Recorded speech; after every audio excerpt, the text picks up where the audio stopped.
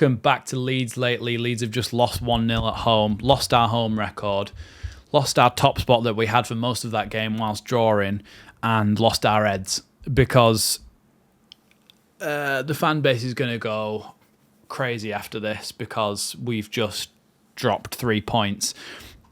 Again, when Leicester obviously lost last night and we had a chance to get a few points gap. We had a chance to get a few points gap. Lost again. I mean, what else? Okay, let's do this logically, right? Let's talk about Farke. Farke made substitutions early. He changed the lineup and he made his team set up in a way that created enough chances for us to win the game. So I don't blame Farke for this. It's down to finishing, it's down to that final touch, it's down to those moments, and it's down to defending properly in crucial moments. And that's what we didn't do. The amount of times we gave the ball away and let them have a counter-attack and run on goal. We were lucky not to concede before that, especially with Connor Roberts' goal line clearance and the other one that Meslier saved. And then, obviously, to concede from a goal kick like that. I mean, Joe Rodon goes up for the header, and then behind him it's just a completely disorganised disarray of players, and Dolan just finds Smodics in space from a goal kick, no less. Honestly, that defending's terrible. We did enough to win the game. I thought Nonto played really, really well. Created stuff. I thought Dan James came on. He looked lively, created stuff. Bamford got himself in good positions, but again, he just cannot finish.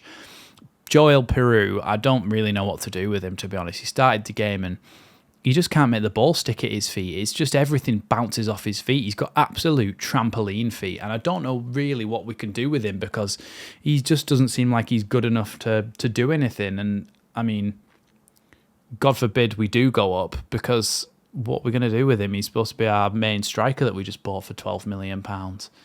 I just don't know. Blackburn defended well, but realistically, they didn't have enough of the game to win that. They obviously just got a situation where they just thought, oh my God, we're in on goal.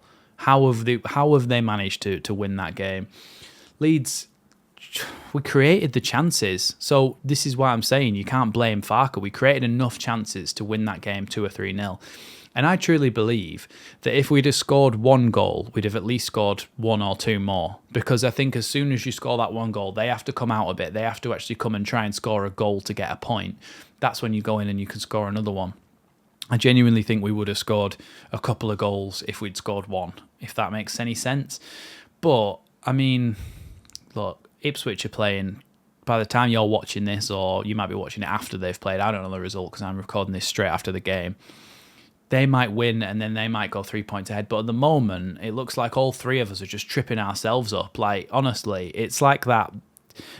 It's like that video of Sideshow Bob. He stands on a rake and it hits him in the face and he goes, ooh. Then he steps forward a few steps, bang, another rake, bang, another rake. That's literally what we're doing constantly. I just don't know what to do. Like, why? Every time there's an opportunity, every single time there's an opportunity to go ahead and to take advantage of the fact that the teams around of us can't even speak anymore. I'm literally speechless. The teams around us have lost or drawn, and we have a moment where we can take advantage of that. We just don't. We just do not do it. Whilst I'm saying as well, this is something I wanted to talk about, whilst I'm saying that Farke made the right decisions in terms of his lineup and he set Leeds up in a way that they could have won that game if they'd have actually finished the dinner, I don't agree with some of the substitutions, namely taking Nonto off. Now, Joel Peru had a poor game all afternoon, right? All afternoon he was bad. And yet, when it comes to bringing Mateo Joseph on, he takes Nonto off and not Peru and leaves Peru on till the 97th minute, whenever it ended. I don't get it. Take Peru off, put Joseph on in a position where he's a central attacker, and leave Nonto on, because I thought Nonto was linking up with Somerville really well. I thought he was linking up with Jorginho well. I think Jorginho had a poor game as well, to be honest. And that's why he was taken off for Bamford. But just, honestly, it's so frustrating that we just cannot seem to win. It's this international break has absolutely screwed us, but it's screwed Leicester as well. And every single time we go out onto that pitch, we just don't look like we're going to win a game of football. Today, I thought we were. In the first half, I thought we were, but the last couple of games, we just don't look like we're going to win a game of football. I'm so worried that come the end of the season, we'll be sat in one of those playoff spots, because you just don't trust us to win the playoffs, do you? You just do not trust us to win the playoffs. We would have the best team in the playoffs, but at this point, you've got to start worrying about Southampton again. That's something I didn't think I would have to say. At this point, you've got to start worrying about Southampton again, because they're in a position where if they win their 2 games in hand and then they beat Leicester, they're a point behind Leicester. And so it's going to be 4 of us going into the final day. And we're playing against Southampton on the final day. If we'd have beat Blackburn and then we could have beat QPR and is it Middlesbrough, the other team we've got? It's just going to be stressful for the next couple of weeks until we find out what's happening at the end of this month. What is it now? The 13th of April. We've got less than 3 weeks now to the end of the season, and we've just got to start winning some games. If we can win those next 2, then it might set us up in a position where we have to go into the final day still needing a result. But I just hope that Ipswich don't win today, which is going to make this video even more depressing if you're watching it now and Ipswich have won. Because, honestly, what do you do at this point?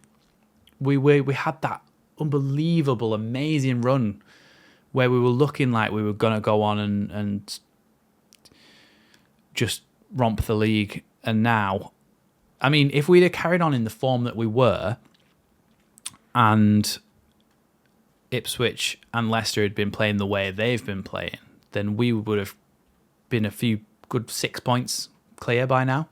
But because we just cannot seem to pick up points when they drop points, it's like I thought we were going to win today. I really thought. It's at home. It's against Blackburn. People are saying, oh, they lost 5-0. I know that doesn't really mean anything because they can just come back and play well in the next game. But they lost 5-0 midweek. They got battered. Was it 5-0 or 5-1? They got battered either way. They come to Elland Road and they beat us. And it's just like, I thought we were going to win today. I thought we were going to finally take advantage of it, but we just can't seem to do it. Anybody who's Farker out needs to give their heads a bit of a wobble, I think, because he's done an amazing job to get us to this point where we are. You've got to think about the context as well. In any other championship season, we're at least in the top 2, automatically promoted by now with this amount of points.